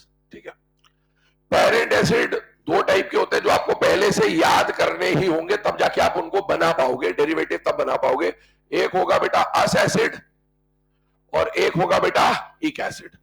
किसी भी एलिमेंट के दो पेरेंट एसिड होंगे, एक उसका अस एसिड होगा और एक उसका इक एसिड होगा। अगर ये आपको पता है, इनका फॉर्मूला पता है, इनका स्ट्रक्चर पता है, तो आप इसके बाद की जो भी कहानी ऑक्सी एसिड में वो ऑटोमेटिकली सॉल्व हो जाएगी आपसे। डॉटर एसिड में आपके पास पायरो, मेटा, हाइपो, परोक्सो ये नाम आ रहे होंगे। अगर किसी भी ऑक्सी एसिड के नाम के पहले पायरो, जैसे pyro sulphuric, meta phosphoric, hypo phosphorus, peroxo sulphuric, अगर किसी भी पेरेंट, अभी किसी भी ऑक्सी एसिड के नाम के प्रीफिक्स में अगर ये वर्ड दिख जाए तो आपको समझ जाना है कि वो पेरेंट एसिड नहीं है, वो पेरेंट एसिड का डेरिवेटिव है। लेकिन अगर नाम में सिर्फ sulphurous, sulphuric, phosphorus, phosphoric, chlorous, chloric, अगर सिर्फ असियाई आ रहा है, उनमें से कोई मेंशन नहीं आ रहा है, तो आप समझ जाएंगे कि आप किसके बारे में बात कर रहे हैं बेटा, पेरेंट एसिड। पेरेंट एसिड याद होगा तो अब हम डेरिवेटिव बना पाएंगे। सुनते जाओ, अभी ये कुछ भी नहीं लिखना, सुनने का काम है, भी खत्म। ठीक है, अब सुनो, अस और इक की बात करें तो ध्यान सुनना। इक एसिड बताओ लोअर स्टेट में अस बनता है, फेरस, फेरिक, क्यूप्रस, क्यूप्रे। तो बेटा ये वाला कब बनेगा, लोअर स्टेट में, ये कब बनेगा, हायर में। अब एक बात बताओ, मैंने तीन एलिमेंट के ऊपर बात करी, फास्फोरस, सल्फर और हेलोजन, क्या इनकी हाईएस्ट स्टेट आपको यहां पर दिख रही है बेटा? यस, ध्यान सुनना है ना, फास्फोरस की बात हो रही है, सल्फर की बात हो रही है और हेलोजन की बात हो रही है। फास्फोरस का हाईएस्ट स्टेट क्या होता है, +5, इसका +6 और इसका +, जो हाईएस्ट स्टेट होगा ना बेटा उसमें इसका इक एसिड बनेगा, हाईएस्ट स्टेट में इसका इक एसिड बनेगा। इसकी कहानी ऐसी नहीं है, इसकी कहानी फास्फोरस से मैच होगी। हेलोजन की 4 स्टेट होती है, कोवेलेंसी याद करो 1 3 5 7, तो इसमें ये नहीं होगा, ये होगा, तो इसको अभी साइड में रखते हैं, इसको भूल जाओ, अभी सिर्फ इन दोनों पे बात करते हैं, वो मैं बाद में समझाता हूं। हाईएस्ट स्टेट में क्या बनेगा, इक, और हाईएस्ट से 2 यूनिट कम, जो अभी हॉस और लॉस पढ़ा था ना अपन ने, ये हॉस है और हॉस से 2 यूनिट कम लॉस है, +3 में इसका बनेगा अस, इसका लॉस हो जाएगा +4 और इसमें क्या बनेगा, इसका अस। तो अगर मैं बोलूं कि फास्फोरस का इक एसिड बनाना है तो फास्फोरस का इक एसिड, पेरेंट एसिड की बात करो, किसमें बनेगा, +5 में, +5 में इक, +3 में अस, और उससे भी 2 यूनिट कम कर दूंगा तो हाइपोअस, उससे भी 2 यूनिट कम कर दूंगा तो हाइपो, इक अस हाइपोअस। क्या बोला, इक अस हाइपो। इक कब बनेगा, हाईएस्ट में, हाईएस्ट बोलो फास्फोरस की +5, उससे 2 यूनिट कम, +3 में अस, उससे 2 यूनिट कम, +1 में हाइपोअस। आगे सुनो, हाइपो बन गया मतलब डेरिवेटिव की बात हो रही है ना एक तरह से। यहां पर आइए, +6 में सल्फर का क्या बनेगा, एक, उससे 2 यूनिट कम में अस, और उससे भी 2 यूनिट कम में हाइपोअस, मतलब +2 में इसका हाइपोअस बनेगा। ठीक है, अब सुनना, पहले मैं आपको पेरेंट एसिड बता दे रहा हूं बस इसलिए ताकि जब हम आगे पढ़ेंगे तो अपने को क्लैरिटी होनी चाहिए। बेटा एक बात बताओ, फास्फोरस के 2 एसिड बनेंगे, एक अस और एक फास्फोरिक एसिड। फॉर्मूला कितनों को याद है? फास्फोरिक एसिड कितनों को फॉर्मूला याद है? कितनों को फॉर्मूला याद है? याद होना ही चाहिए, नहीं है तो अब याद कर लेना, क्योंकि पेरेंट एसिड अगर याद नहीं है तो आप ऑक्सी एसिड में कुछ भी नहीं कर पाओगे, ये याद होने चाहिए ना। अलग से लिख लेना, वैसे तो अभी जब मैं पढ़ाऊंगा तब भी इसको बनवाऊंगा मैं स्ट्रक्चर वगैरह, लेकिन अभी फिलहाल के लिए लिख रहा हूं H3PO4 और H3PO3, ये इसके 2 पेरेंट एसिड है। अब आप ऑक्सीडेशन स्टेट निकालोगे तो बेटा यहां पर +3 आएगा और यहां पर +5 आएगा। +5 में क्या बनेगा, एक, और +3 में क्या बनेगा, अस। क्या बोलेंगे इसको, फास्फोरिक एसिड, और इसको क्या बोलेंगे, फास्फोरस एसिड। तो ध्यान रखना कि ये +3 वाला जो एसिड है और ये +5 वाला जो एसिड है बेटे, ये एसिड है फास्फोरस एसिड, ये याद होना चाहिए आपको, रटा हुआ होना चाहिए। और ये है बेटा फास्फोरिक एसिड, क्योंकि ये पेरेंट एसिड है। हालांकि हम इनको भी बनाएंगे लेकिन पहले से याद रहे तो ज्यादा बेटर है। अगला, सल्फर के 2 पेरेंट एसिड की बात करूंगा, तो सल्फर का पेरेंट एसिड क्या बनेगा, सल्फ्यूरिक एसिड और सल्फ्यूरस एसिड। बेटा आई होप इतना तो सबको पता ही होगा, ये अगर याद नहीं है तो खेल खत्म है। बाकी कुछ आता हो ना आता हो, अगर आपको ये नहीं पता कि H2SO4 को सल्फ्यूरिक एसिड बोलते हैं तो टाटा बाय बाय, बहुत बढ़िया। यहां पर अगला आ जाता है सल्फ्यूरस एसिड। ये दोनों आपको याद होने ही चाहिए, ये +4 है, ये +6 है। तो ये 2 वेरिएंट है ना, बिल्कुल दिमाग में फिट कर लीजिए, phosphorus, phosphoric, sulphurous, sulphuric, with formula याद होना चाहिए। हालांकि अपन इसको भी पढ़ेंगे बट उससे पहले से याद हो तो ज्यादा बेटर है।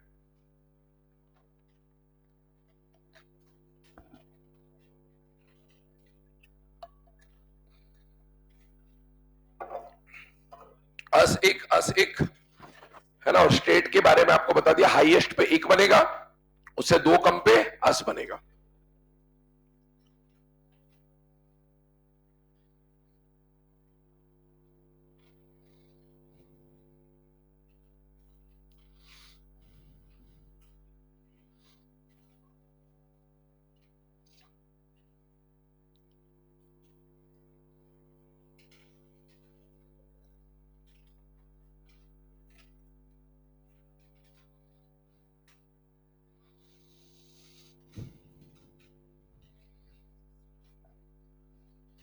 चलिए ना, अभी जो फास्फोरस फास्फोरिक और सल्फ्यूरस सल्फ्यूरिक है, इसके आगे की कहानी पढ़ते हैं कि इसमें क्या है। मैंने आपको बोला पेरेंट एसिड के बारे में मैंने जानकारी दी, बट मैंने बोला इसके 4 डॉटर एसिड बनते हैं, पायरो, मेटा, हाइपो, पेरोक्सो।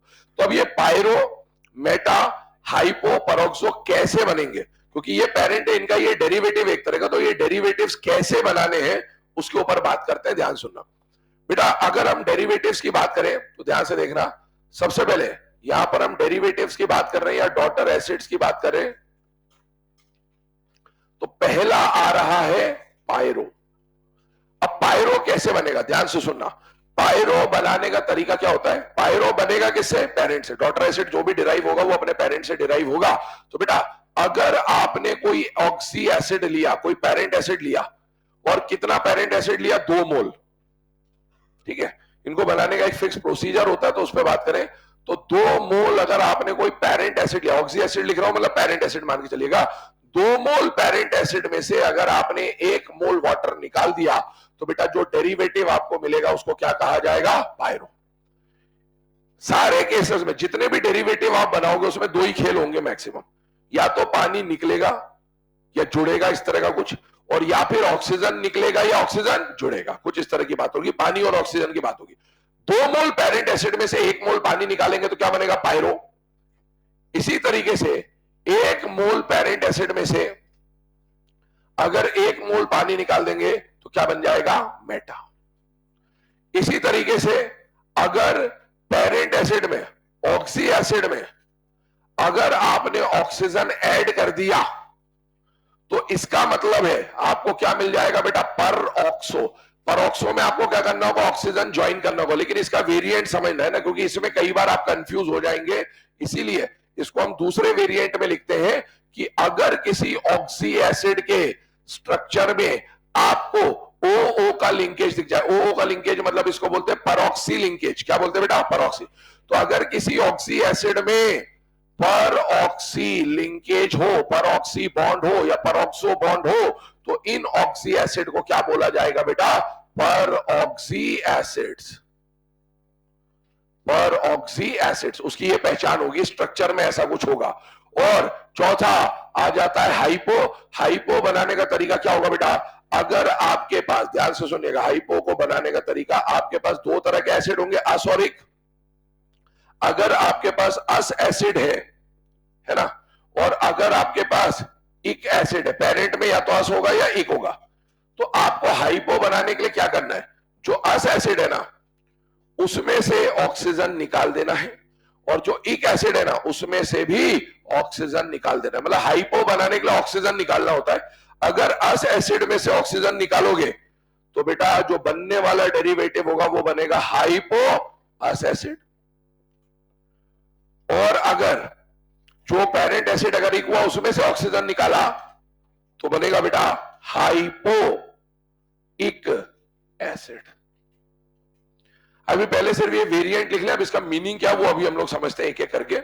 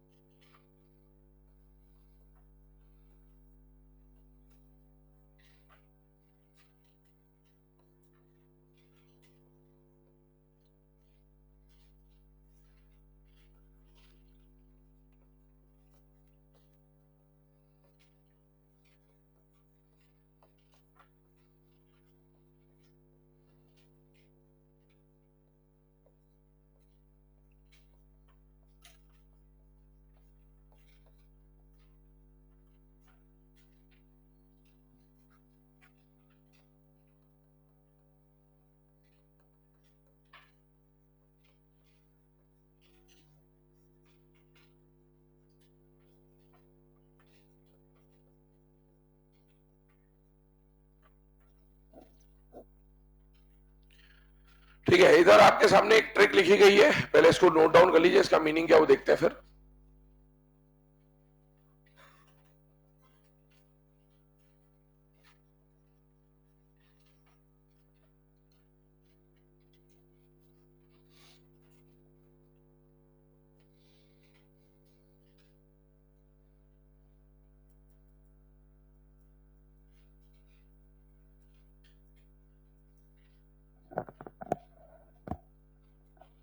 अब देखो ध्यान से ना, जो पॉइंट मैं बोल रहा हूं उसको समझते रहना। ये तो आप एज इट इज लिख लोगे, लेकिन जो पॉइंट बताया जा रहा है उसको समझिएगा पहले। बेटा आपके पास कोई भी पेरेंट एसिड हो, ध्यान से सुनना, इसको याद करना पहली बात तो। अगर 2 मोल पेरेंट एसिड में से एक पानी निकालो तो क्या बनेगा, पायरो। 1 मोल पेरेंट एसिड में से एक पानी निकालो तो क्या बनेगा, मेटा। मेटा, ठीक है, पायरो और मेटा। 2 मोल में से एक पानी निकाला पायरो, 1 मोल में से एक पानी निकाला मेटा। परऑक्सी एसिड कब होगा, जब परऑक्सी लिंकेज होगा। कैसे पहचानना उसके ऊपर बाद में आते हैं। और हाइपो बनाने के लिए अगर पेरेंट एसिड में से ऑक्सीजन निकालोगे तो क्या बनेगा, हाइपो। अस में से ऑक्सीजन निकाला तो अस का हाइपो वेरिएंट बन जाएगा, और इक में से ऑक्सीजन निकाला तो इक का, है ना, हाइपो वेरिएंट बन जाएगा। अब ये सारी चीजें जो लिखी है उसको समझना 2 मिनट के लिए। यहां पर कुछ चीजें बताता हूं आपको। जैसे मान लीजिए मैंने आपको बोला H2SO4, इसका नाम क्या है, क्या ये पेरेंट एसिड है या डॉटर एसिड है, पेरेंट एसिड। सल्फ्यूरिक एसिड है। अब आपको इस सल्फ्यूरिक एसिड जो आपका पेरेंट एसिड है इसका क्या बनाना है, पायरो। तो हम लोग क्या करेंगे कि हम लोग इसके 2 मोल लेंगे। ये आपने इसके 2 मोल लिए, 2 मोल लिए मतलब ये फॉर्मूला बेसिकली H4H2O8 हो गया। और आप इस 2 मोल में से एक पानी निकाल देंगे। एक वाटर निकालते ही 2 हाइड्रोजन गए और 1 ऑक्सीजन गए, बचेगा इधर H2S2O7। क्या इसी को आप ओलियम भी बोलते हैं? और इसका नाम अभी यहां पर हो जाएगा, ये सल्फ्यूरिक एसिड का पायरोफॉर्म बनाया आपने, तो ये पेरेंट का नाम और इसका वेरिएंट का नाम पायरो, तो इसका नाम हो जाएगा पायरो सल्फ्यूरिक एसिड। ये तो पहली बात हो गई कि कैसे बनाना है। तो वो जो पायरो मेटा है उसको हम इस तरह से बनाएंगे। दूसरी बात, आपने जब ये बना लिया फॉर्मूला तो आपने निकाल लिया, जैसे मैंने आपको एग्जाम में बोला कि मेटा फॉस्फोरिक एसिड बनाओ, इसका मतलब है मेटा तो डॉटर है, pyro Meta hypo peroxo daughter है, और किसका डॉटर बनाना है? फॉस्फोरिक का। तो आपको पेरेंट एसिड पता होना चाहिए फॉस्फोरिक है, और मेटा बनाने का तरीका क्या होता है? 1 मोल पेरेंट एसिड में से 1 पानी निकालना है तो मेटा बनेगा। ये सब करेंगे अपन, अभी आ गया ना कल की क्लास में। बट दूसरी बात, वो जो अभी मैंने ट्रिक लिखाई है, हमको इन सब के स्ट्रक्चर्स बनाने होंगे, क्योंकि इस पर डायरेक्ट क्वेश्चन आता है कि स्ट्रक्चर में कितने पीपी लिंकेज है, कितने पीओपी लिंकेज है, कितने पीएच लिंकेज है, इस तरह के क्वेश्चन आते हैं। उसके लिए आपको ट्रिक देखना पड़ेगा। ध्यान से देखना, यहां पर मैंने लिखा है अप टू Z2O6। Z यहां पर नॉन मेटल है, और वही नॉन मेटल फास्फोरस या सल्फर में से कोई है। अगर आपके जो ऑक्सी एसिड का फॉर्मूला है उसमें Z मोर देन 1 है और ऑक्सीजन 6, 7 या 8 है, तो बेटा 6 ऑक्सीजन तक, मतलब Z2O3, Z2O4, Z2O5, Z2O6 up to Z2O6 आपको स्ट्रक्चर में Z का बॉन्ड मिलेगा। आप इसको देखकर बताओ, क्या ये, इसको भूल जाना हाइड्रोजन को, सिर्फ इसको देखना, क्या ये Z2O6 है या Z2O7 है? Z2O7। अगर ये Z2O6 तक होता तो इसके अंदर आपको Z मतलब स्ट्रक्चर में SS का बॉन्ड बनता ही बनता। लेकिन क्या ये Z2O6 है या Z2O7 है? Z2O7। अब देखो, Z2O6 तक तो Z बॉन्ड था, लेकिन जैसे ही एक ऑक्सीजन बढ़ेगा वो ऑक्सीजन दोनों के बीच में बैठेगा, और जैसे एक और ऑक्सीजन बढ़ेगा वो भी इनके बीच में बैठेगा। अगर ऐसा ऑक्सीजन बैठ गया, क्या ये परऑक्सी लिंकेज हो जाएगा बेटा? ये परऑक्सी लिंकेज हो जाएगा। तो अभी आप देखो Z2O7, क्या ये Z2O7 है? यस। तो इसके स्ट्रक्चर में Z का बॉन्ड नहीं आएगा, ZO का बॉन्ड आएगा। बाकी और कुछ चीजें हमने पहले ही पढ़ी, जितने हाइड्रोजन उतनी बेसिसिटी। तो हमें पता चल गया कि इसके स्ट्रक्चर में 2 OH आएंगे। तो इस तरह से हम इनके स्ट्रक्चर्स बनाना शुरू करेंगे। अभी फिलहाल के लिए इतना लिख लें, बाकी इसके आगे का डिस्कशन कल स्टार्ट करेंगे।